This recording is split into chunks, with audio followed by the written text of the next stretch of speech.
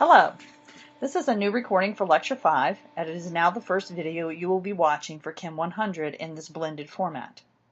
This video and the next are the cornerstone for developing our first ideas about particles, which we will build upon throughout the first half of the course.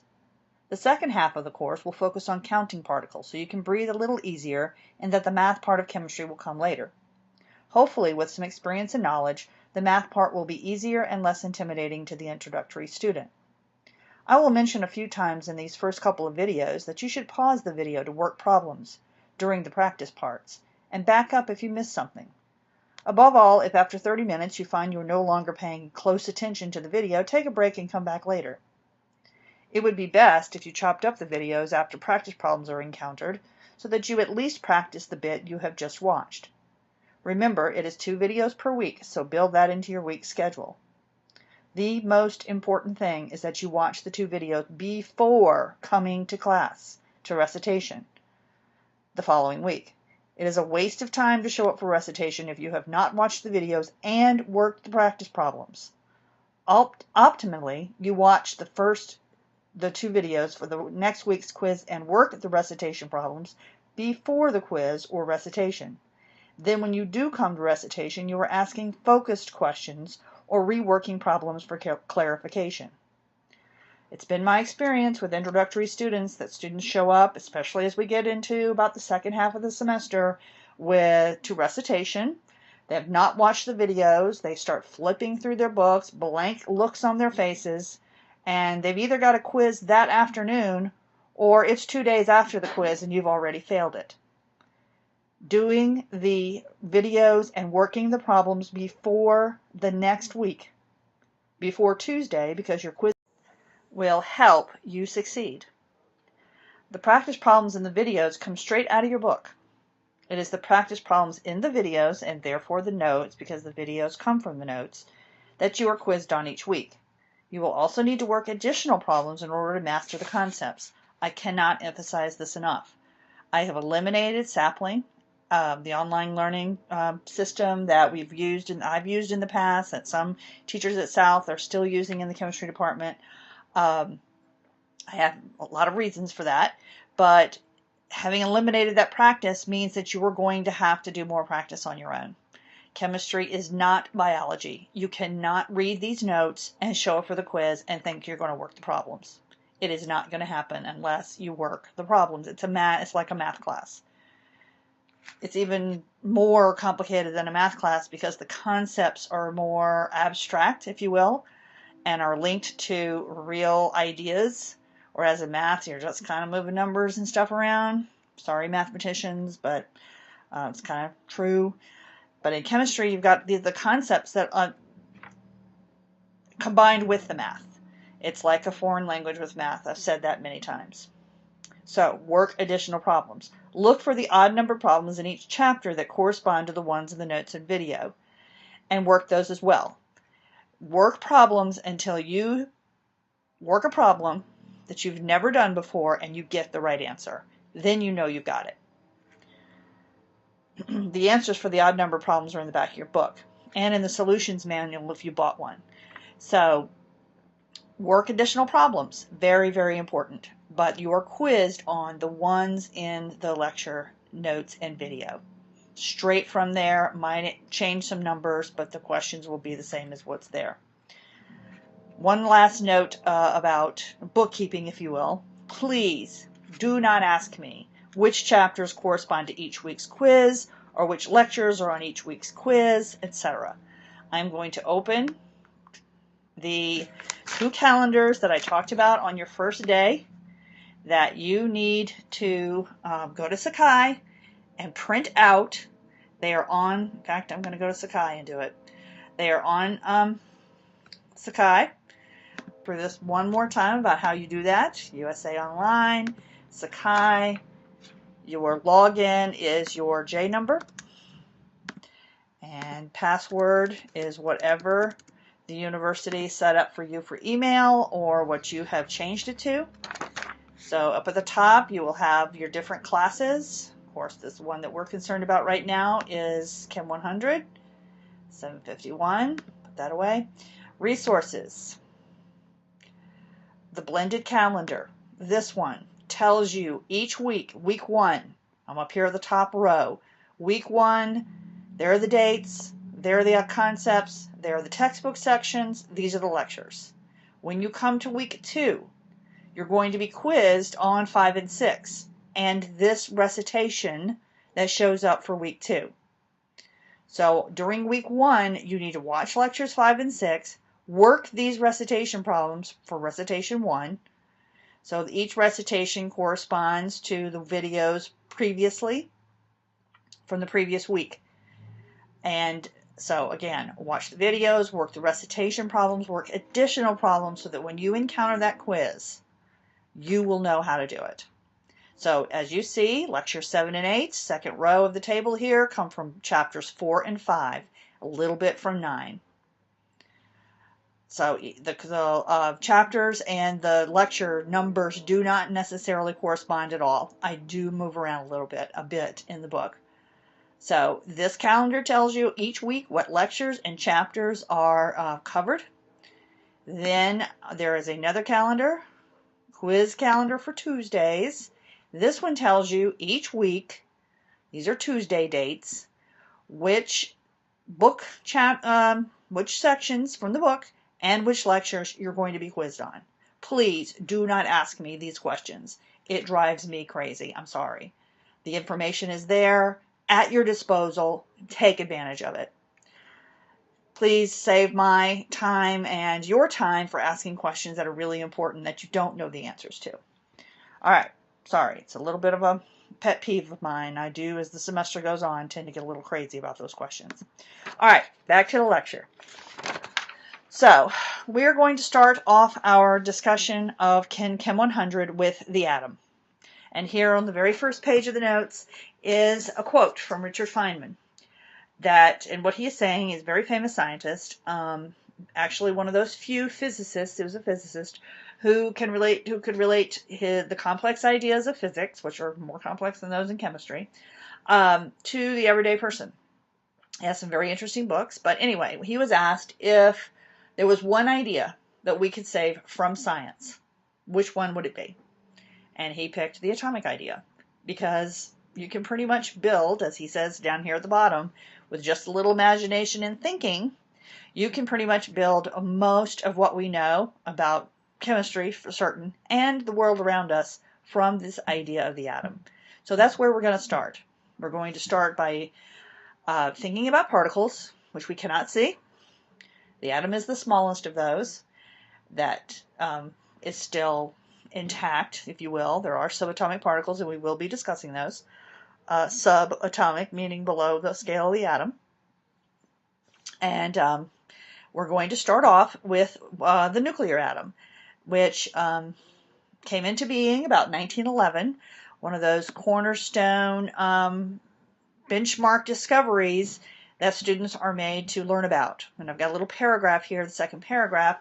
Why do we make students learn those important discoveries? Well, the reason why is because the ones that are oldest means that we have known those ideas the longest, and so therefore everything builds from those ideas. So the very first person to come up with an atomic hypothesis, actually the very first people to mention the word atom, were the ancient Greeks over 2,000 years ago. But Dalton was the first one to put some postulates together in your textbook, as you see right here at the bottom of the first page, has 3 postulates. I am going to go to another screen where I can do some writing, and it's a different diagram than you are used to seeing. Oops, I don't want that. All right, so we got a much bigger picture here. So Dalton's atomic theory, and this is from the textbook used for Gen Chem. I just like this picture, and I've inserted it into the notes. Is 4 postulates. I've seen it as many as 6. It doesn't really matter. It's just kind of how you organize them. So in early 1800s, Dalton comes up with these ideas about atoms based on hundreds of years of observation. All we can observe is what we see, and we make inferences. An inference is an explanation of an observation. We make inferences about what we cannot see. So in the early 1800s, he makes inferences about these things called atoms that, the word had been around for quite a while. He said that every element was composed of extremely small particles called atoms. That's still true. So an atom of the element oxygen here, oxygen is usually pictured in red in textbooks, and an atom of nitrogen, which is usually pictured in blue. They are different from one another. And he says that in the second one. So the different colors imply different. So his second postulate is all atoms of a given element are identical. So what he's saying here is every single atom of oxygen is identical. Every single atom of nitrogen is identical. This is one postulate that is kind of not still true. But the atoms of one element are different from the atoms of another. That part is true. So it's kind of a half untruth. They are different from one another, but the atoms of each individual element aren't necessarily the same, and we're going to get right into that once we get past talking about early discoveries. And that's isotopes. Isotopes are atoms of the same element that are different. All right. Number 3, atoms of one element cannot be changed into atoms of another by chemical, that's the important word here, chemical reactions.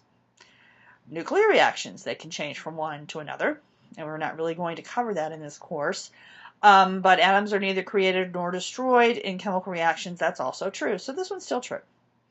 And this one's still true. Number 4, compounds are formed when atoms of more than one element combine. Compound. So when I take nitrogen and oxygen, I make nitrogen oxide. A given compound always has the same relative number and kinds of atoms, so the ratio remains the same. Now there are many compounds between nitrogen and oxygen, but if I'm talking about this one in particular, which would be called nitrogen monoxide, the ratio is always 1 to 1. Nitrogen dioxide, which would be NO2, the ratio still always remains for nitrogen dioxide, 1 to 2, and so on.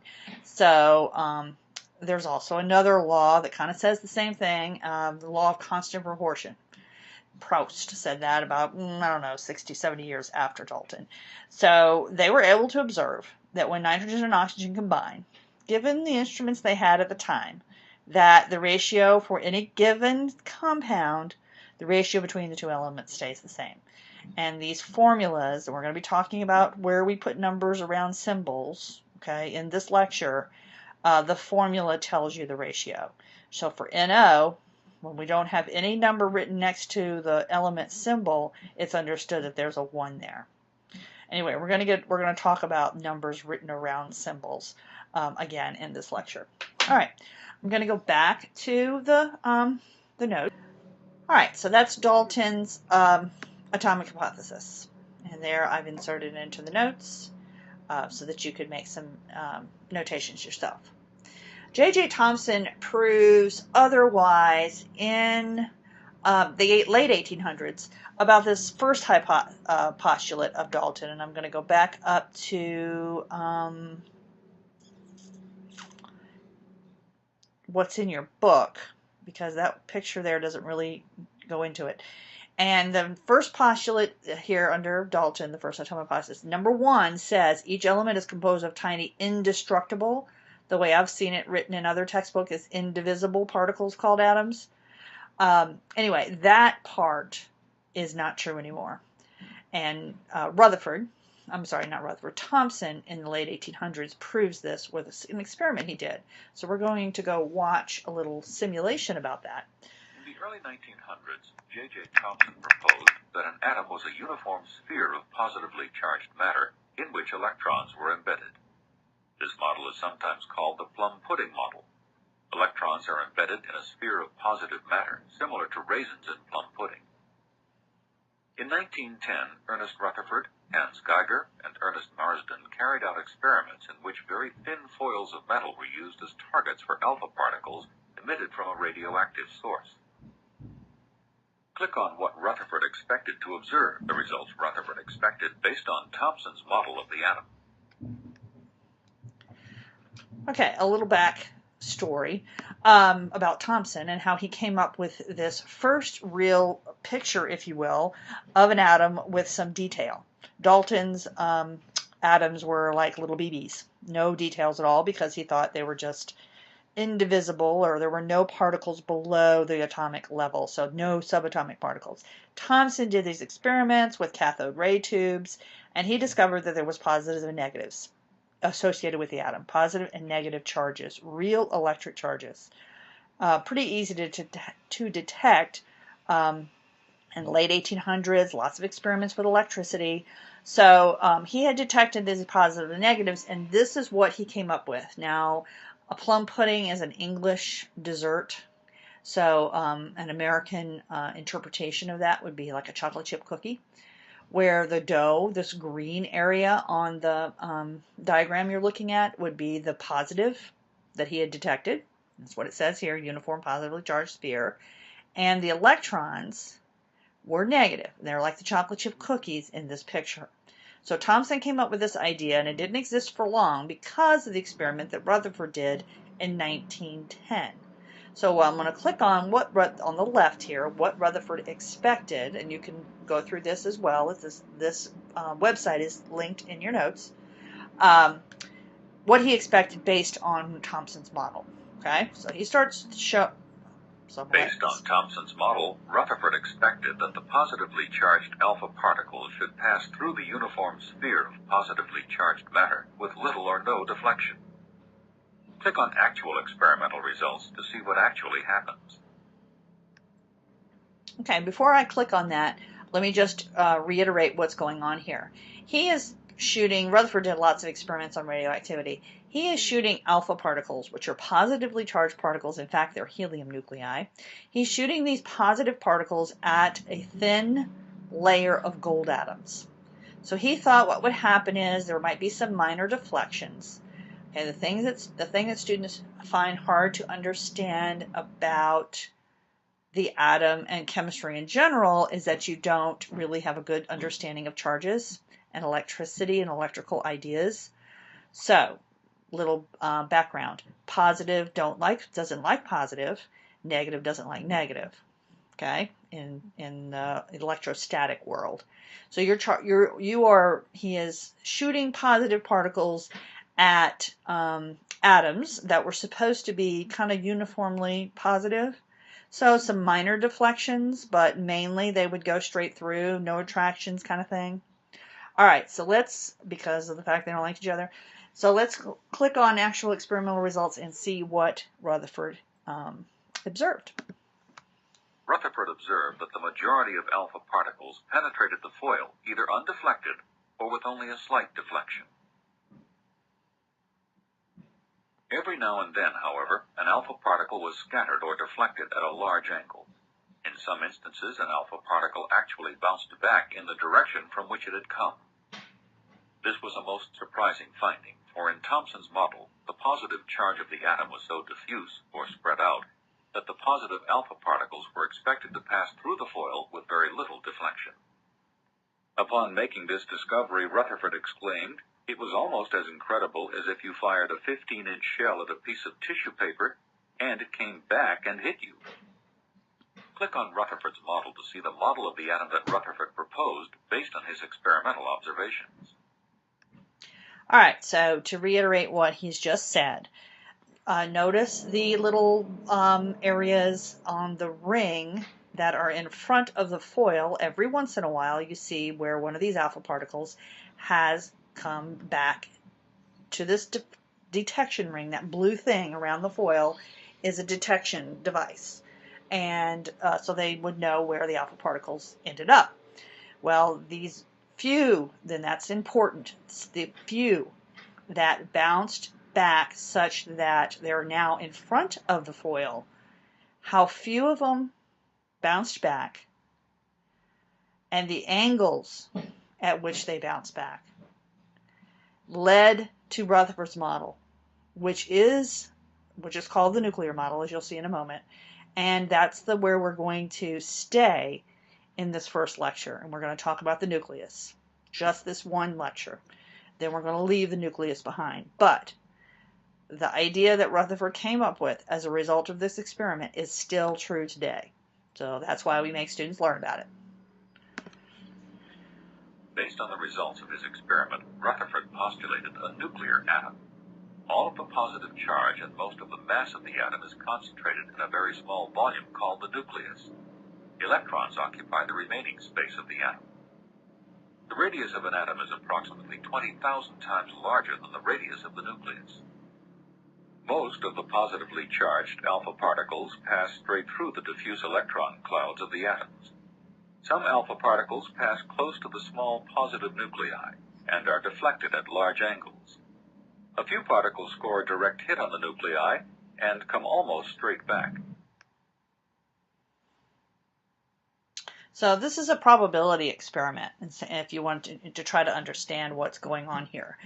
The probability of hitting that nucleus with the alpha particles, of course, they couldn't see what they were firing at. Subatomic particles. They couldn't see the gold atoms. All they could see was a foil, a thin foil. So they couldn't see the atom. They certainly could not see the particles that make it up. So you shoot all these alpha particles at this foil, and a few of them, just a few, bounce back. Well, the proportion of the alpha particles that bounced back led Rutherford to this idea of the nucleus being so small. Okay? And so, therefore, at this time, in the early 1900s, we found that the positive charges in an atom were in the nucleus. And we know now that we call those protons. Those positive charges are protons.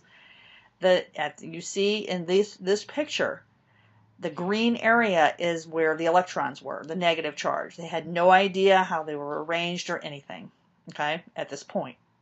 That's going to change rapidly in the next few years in the atomic timeline. But we are going to stay here with the nucleus, talk about it. Now, this is early 1900s, 1911-ish. It wasn't until 1930 that the neutron was discovered, and the reason why it took so long to discover it is because it has no charge. And it, too, was found to occupy the nucleus. All right, so we are going to stay with the nuclear atom for now.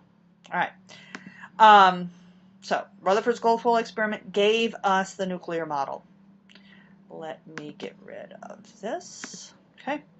So I always tell students that the nucleus of an atom is like from the movie Aladdin, a tiny little living space, but with awesome power.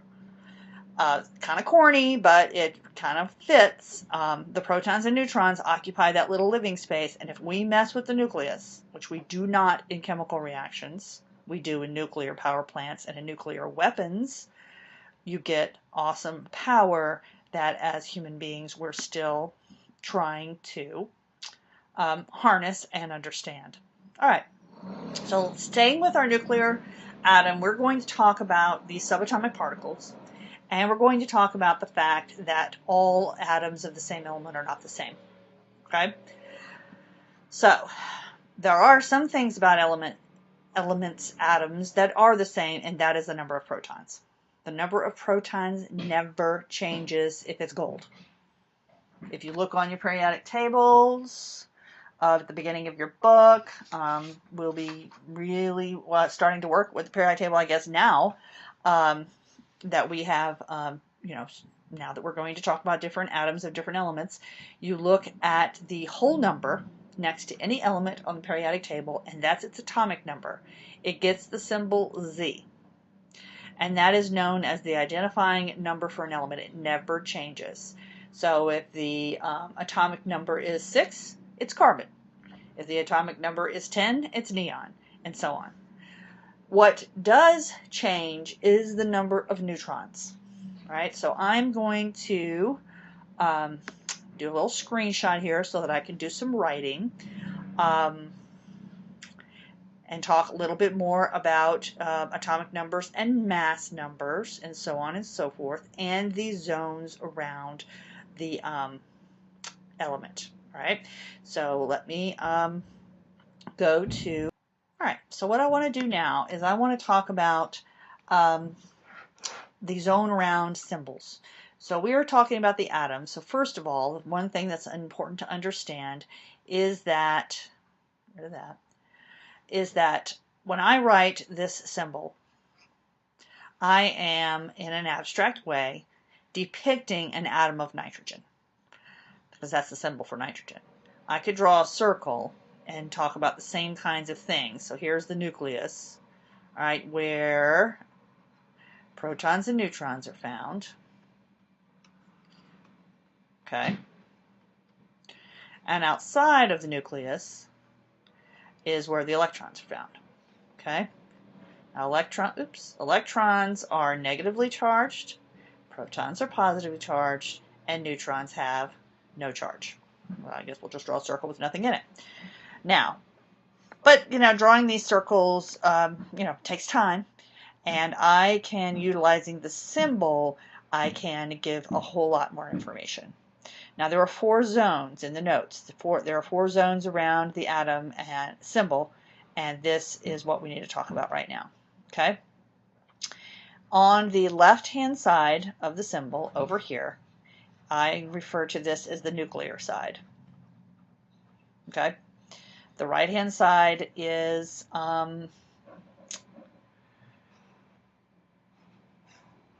more for chemical formulas. Okay? All right. So let's clear this and start over again so we can be clearer. All right. Okay. So let's go back to that symbol nitrogen and see if I can write it without it being on an angle. All right. There we go. Nitrogen. We're going to focus on this in this lecture on the left-hand side. Upper right-hand corner is where I put the mass number. In the notes, this is identified as the number of protons and neutrons. And if I am talking about different atoms of nitrogen, that number can change. The mass number can change. What does not change for nitrogen is its atomic number, and we put the atomic number here. And for nitrogen, that number is 7.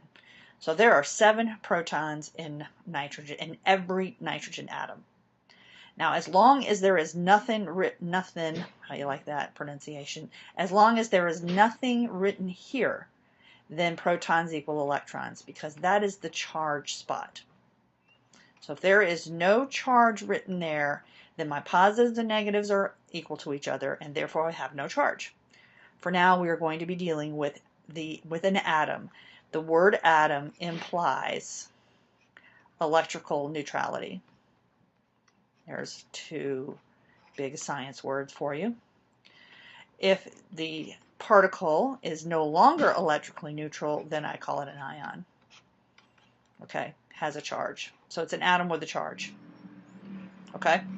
So right now we're just going to be dealing with atoms. So no charge, therefore protons and electrons are equal. So nitrogen has 7 protons, 7 electrons. Always write that little symbol next to the E, I guess, to denote its negative charge, although we don't usually put a positive next to the proton. They're just things that are different. Okay, so I can get that information off the periodic table because the atomic number is on the periodic table. This mass number is not on the periodic table because there are different isotopes of nitrogen, and those are not all depicted on the periodic table. What you will see for nitrogen written besides the 7 is something like 14.0017, I believe it is. I don't have a periodic table in front of me. Anyway, that is an average, a weighted average of the mass numbers. And we will learn how to do that in the second half of the course when we do the math. Okay, so the atomic mass that's on the periodic table is an average of the mass numbers. Okay, so in order to get neutron information, you have to be given the mass number. And there are 2 ways we can be given that. So let me do some erasing again. All right, so we're going to stick with nitrogen. And this whole proton, neutron, electron thing, in my experience, 20-something years teaching, students have difficulty with this isotope idea. So here's nitrogen. I can write the 7 there. I don't really have to because I can always get it off the periodic table. But I have to be given the mass number. So here is nitrogen 14, and that's how we would say it. This is a nuclide of nitrogen, a specific isotope of nitrogen, which has, of course, 7 protons, 7 electrons, and subtract to get the neutrons. So 7 neutrons. All right? The atomic mass that's on the periodic table for nitrogen is very close to 14.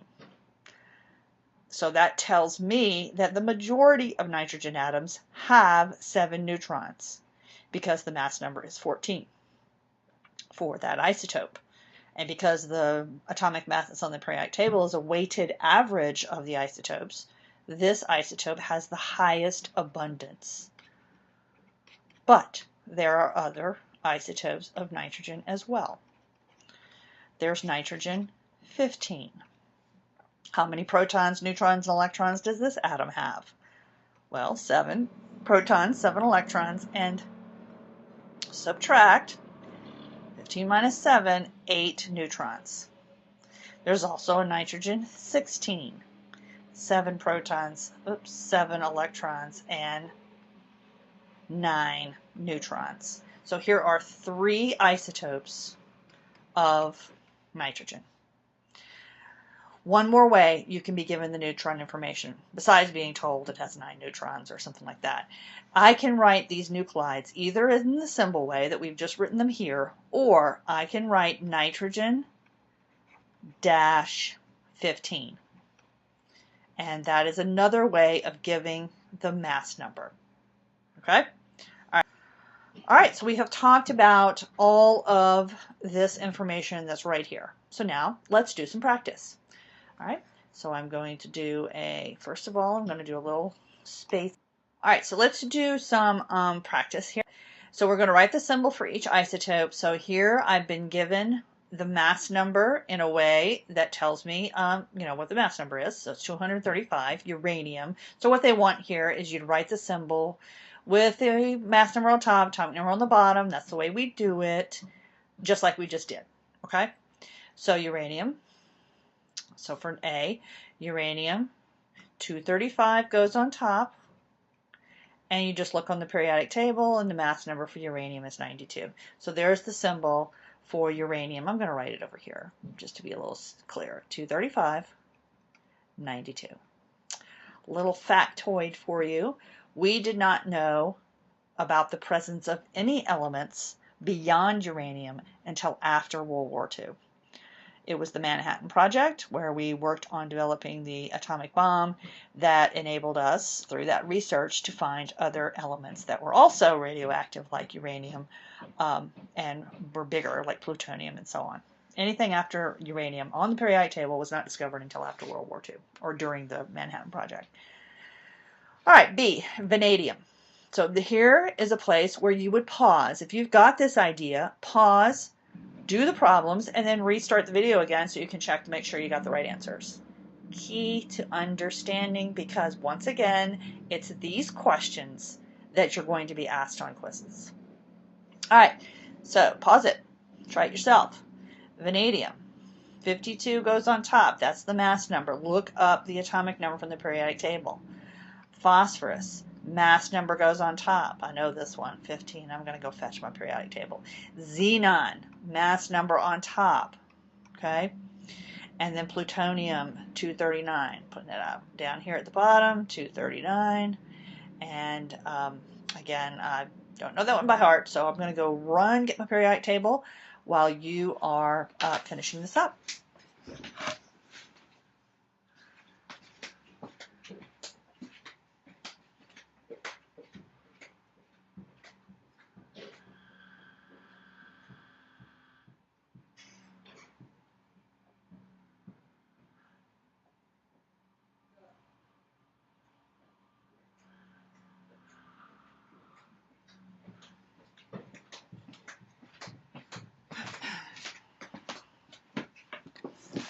All right, to finish, vanadium, atomic number is 23, so we're going to put 23 down here.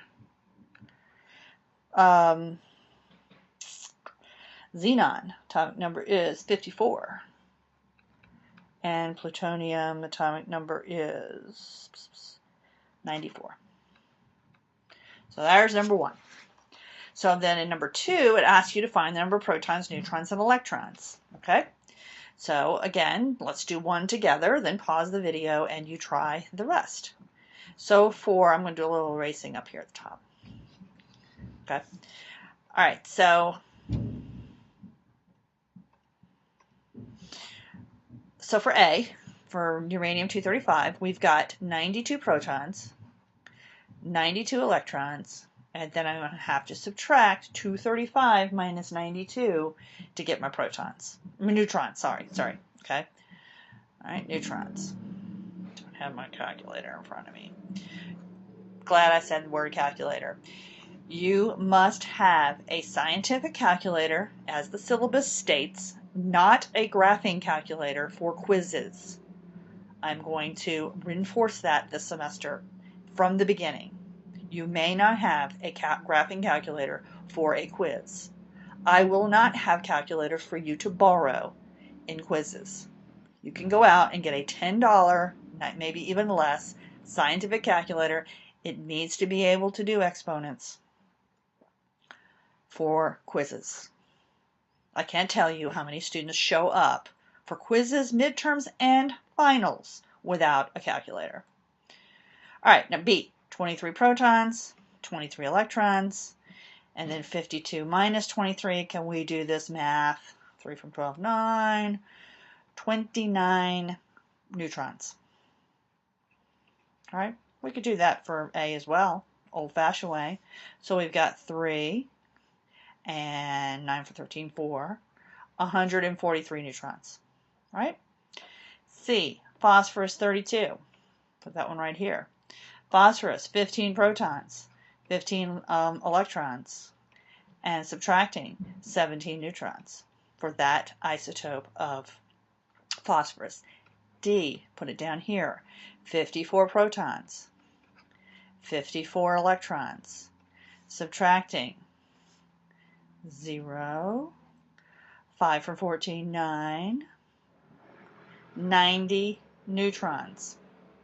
All right, and then plutonium-239, we've got 94 protons, 94 electrons, and then subtracting 5, 4 from 9 is 5, 9 from 13 is 4, 145 neutrons.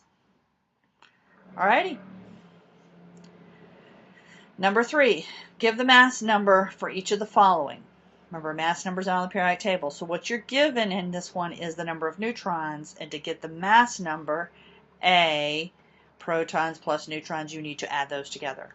So looking on the periodic table, beryllium has 4 protons plus 5 neutrons. A, it is beryllium 9. That's the mass number.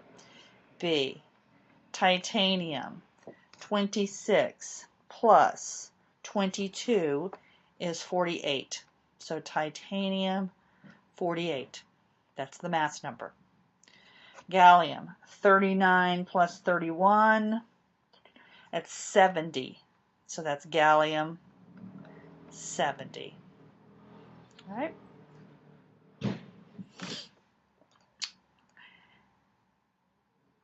In number 4, we are asked to compare A to A and B to B and so on.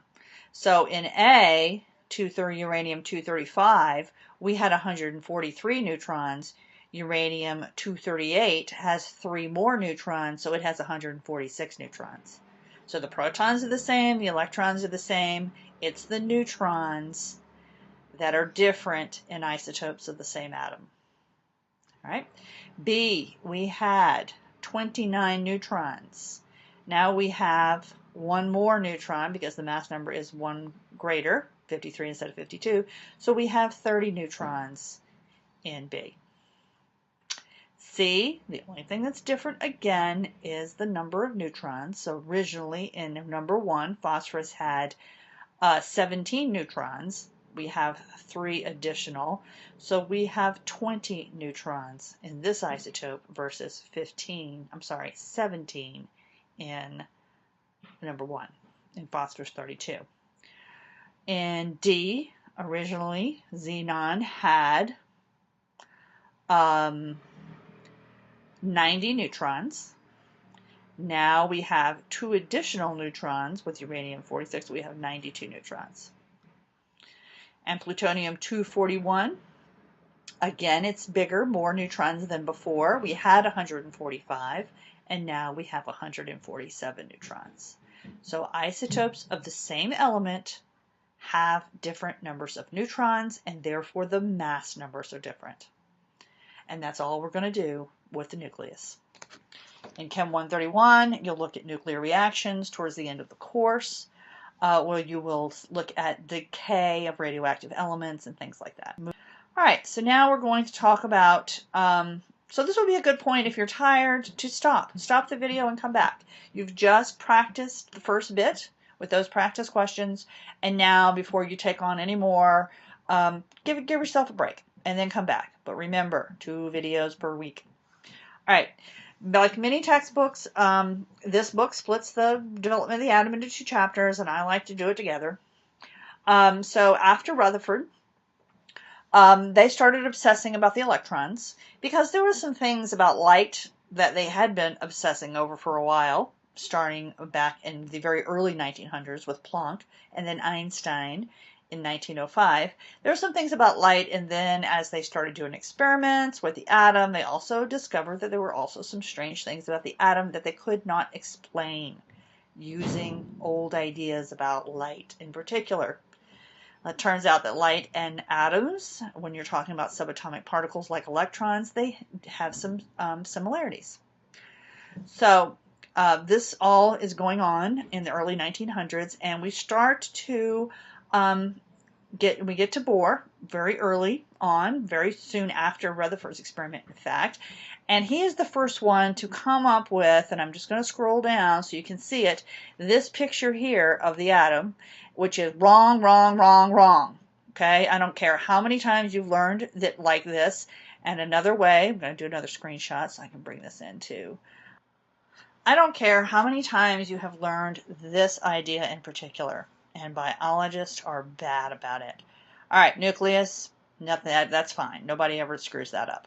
But what they screw up, and this is back in the late 1918-ish and into the 1920s, we knew this model was wrong from the 1920s. And I'm going to get to how we came up with this model in a moment. But this idea of electrons, 2 on this level, and you know the drill, 8 on this level. This picture here and this one are the same picture. They're just oriented differently. This is incorrect. Okay, experiments from the early 1900s got rid of this model. Now, there are some things about this model that are correct. First of all, this idea that electrons can only be in certain areas, that's what these orbits correspond to, is correct. Okay, this is a quantized model. And again, I'm going to get to how we came up with this in just a moment. All right, which means that there are only certain energies allowed for the electrons. All right, so let's talk a little bit about how we arrived at this model. All right, and then we're going to depart from it forever.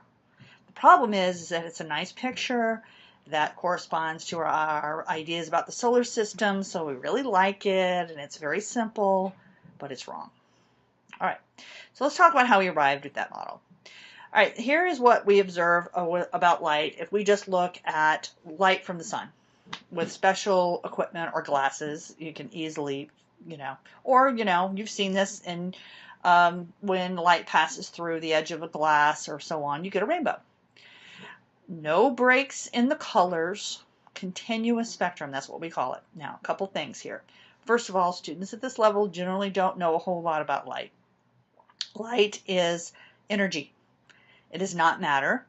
And all we scientists call radio waves, microwaves, infrared waves, ultraviolet, X-rays, gamma, and what we can see, this visible light, all the same thing. It's all light.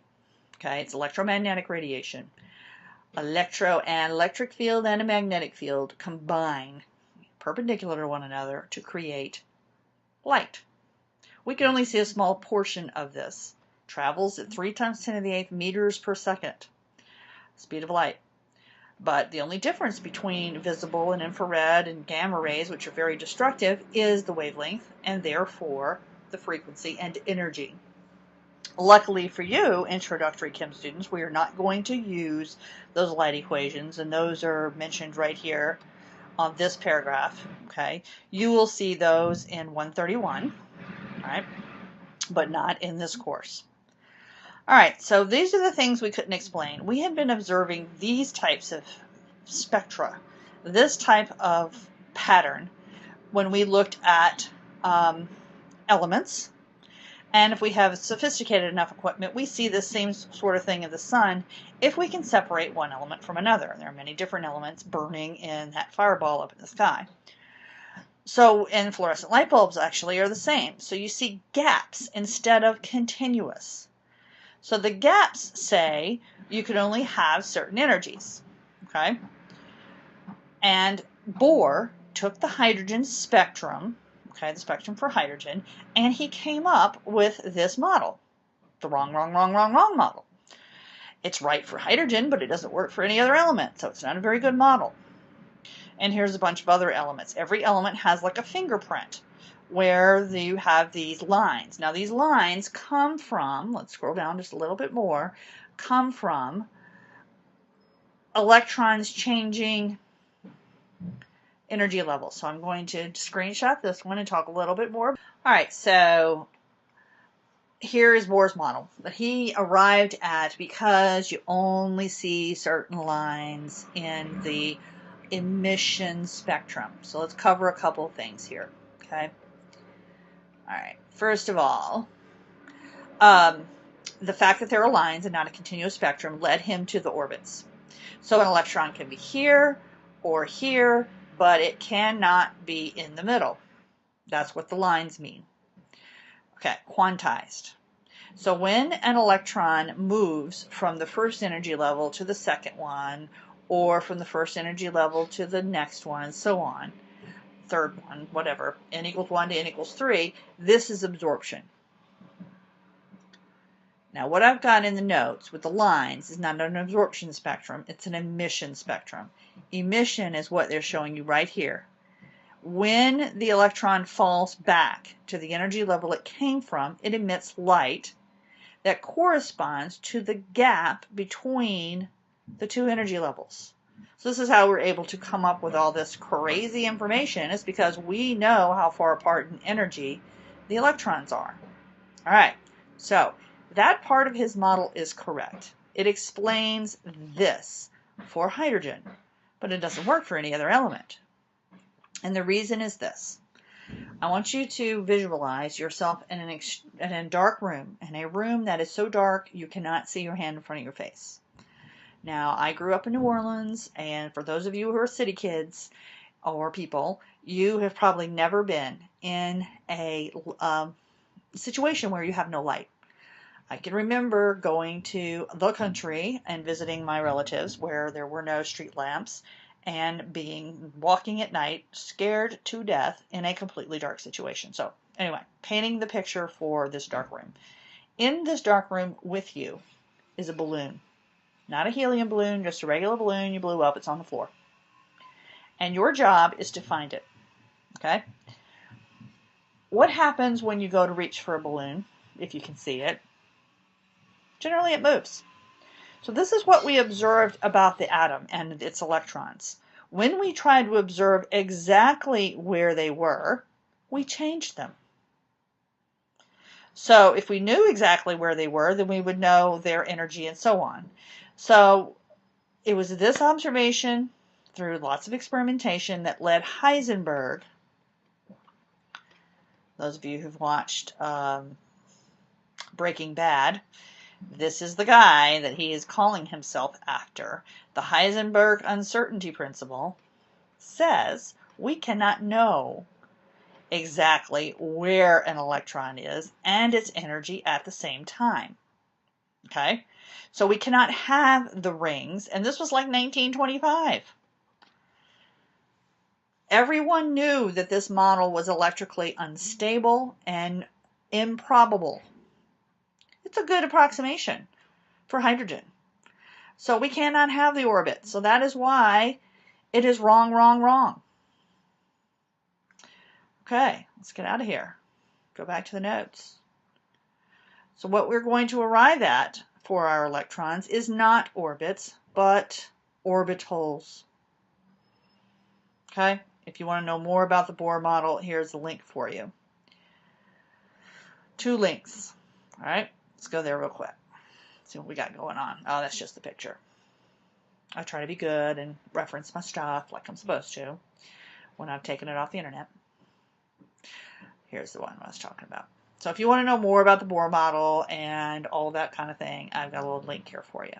Okay, about how we arrived at that. All right, going back to the notes. So we cannot know. So it was work by Heisenberg and de Broglie, Davidson, and Schrödinger, and many others that says we cannot know. We cannot have orbits. What we're going to have instead are orbitals, where electrons are 90% of the time. It's another probability thing. Incredibly complex places where electrons can be found. So these are all the different types of orbitals you can have. Okay, so an orbital is a place where 2 electrons, up to 2 electrons, may be found. All right, that's what it is. It's a little unfortunate that it's so close to the word orbit. So let's talk about these are s orbitals, as it says right here. These are p's and d's and f's. Okay, so you're going to see when we start talking about multiple electron elements, i.e. non-hydrogen, that it have all this structure underneath the surface. And when it's all combined on top of each other, you cannot draw a picture. So let's talk a little bit more about an orbital. So if I were able to pinpoint where an electron was at any given moment, it might be here, or here, or here, or here, or here. In fact, in reality, the electron is pretty spread out. In fact, the electron behaves like a wave. Much like light behaves like a particle and a wave, electrons do as well. All right? So this orbital is a mathematical probability field where electrons are most likely to be found. Okay? Now, this is all related to the periodic table. So if I am the hydrogen, you can look on the periodic table and you know that it has 1 electron. Okay? So I don't really need too many orbitals for 1 electron. In fact, if I can put up to 2 in there, I only need 1. Helium has 2 and so on. So our job in the next lecture, because I'm going to pretty much stop here, is how do I account for all the electrons in an atom, given this whole orbital thing, and no, you're not going to have to draw them or memorize their shapes. Well, it turns out that we're going to use something a little more abstract. Okay? So instead of drawing the shapes, we're going to depict each orbital as a box where up to 2 electrons can be found. And instead of drawing dots, we are going to depict electrons as arrows. So in an orbital where I can have up to 2 electrons, now they don't like each other because they're both negative.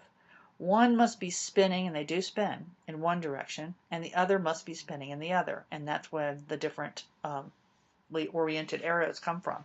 So here's an orbital with 2 electrons. All right.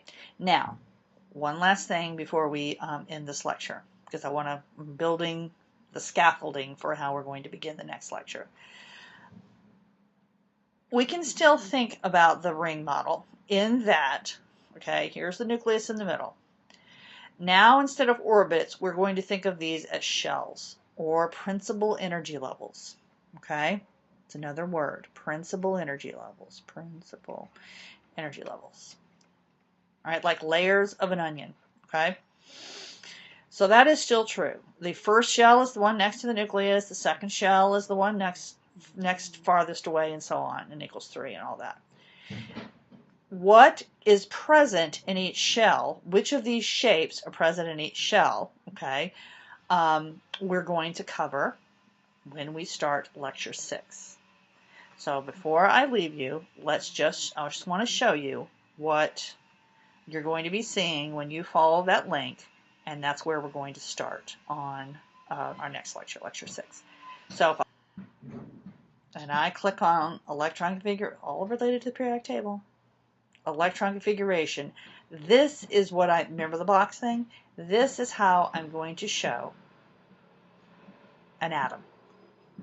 The nucleus is going to be down here at the bottom next to the n=1 level, and we are going to fill up the levels, fill up the orbitals. Each box is an orbital with electrons, and it's all going to be tied to the periodic table. So this is the end of lecture 5.